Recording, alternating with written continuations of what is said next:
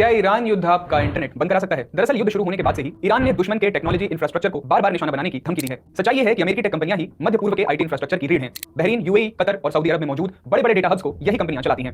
लेकिन असली खतरा जमीन के नीचे है। होर्मुज जलडमरू मध्य में समुद्र के नीचे ऑप्टिकल फाइबर केबलों का जाल बिछा है। इन्हें डिजिटल दुनिया की नसें भी कह सकते हैं। अगर ये टूटती हैं तो इसका असर खाड़ी देशों तक नहीं बल्कि पूरी दुनिया पर पड़ेगा।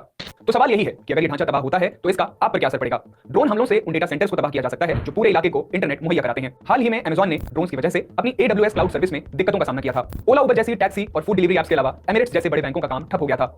मार्च के महीने में लोगों ने रोजमर्रा के इस्तेमाल की कई ऐप्स के ठीक से काम न करने की शिकायत भी की। इसकी एक वजह है मरम्मत का झंझट।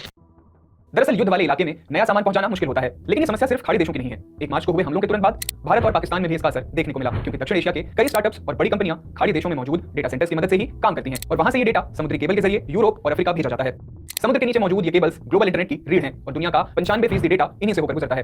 जब ये केबल्स काम नहीं करती हैं तब ट्रैफिक को दूसरे रास्तों से भेजना पड़ता है, जिससे सिस्टम पर बोझ बढ़ जाता है। मुंबई और कराची में मार्च की शुरुआत में इंटरनेट पूरी तरह बंद नहीं हुआ, लेकिन इसकी रफ्तार बहुत धीमी थी। इस वजह से बहुत सी ऐप्स के साथ दिक्कतें आई, शेयर ट्रेडिंग रुक गई और खाड़ी देशों में मौजूद वर्क फ्रॉम होम करने वाले लोग अपने ही सिस्टम से लॉग आउट हो गए। अगर ये केबल्स इतनी जरूरी हैं तो क्या इन्हें भी खतरा है? जैसा आप इस मैप पर देख सकते हैं, कई समुद्री केबल्स सीधे होर्मुज जलडमरू मध्य से गुजरती हैं और बाकी उस्मान की खाड़ी के रास्ते। तो भले ही इन केबल्स को सीधे निशाना न बनाया गया हो, फिर भी ये समुद्री बारूदी सुरंगों और युद्ध पोतों के भारी लंगर की वजह से खतरे में है। आमतौर पर केबल टूटने पर एक स्पेशल जहाज इसे कुछ दिनों में ठीक कर देता है, लेकिन आप धीमी गति से चलने वाले ऐसे जहाज को मिसाइल हमलों या बारूदी सुरंगों के बीच नहीं भेज सकते। हमारे फोन में मौजूद ऐप्स को पावर देने वाले डेटा हब और ट्रैफिक संभालने वाले समुद्री केबल रिडंडेंसी के सिद्धांत पर काम करते हैं।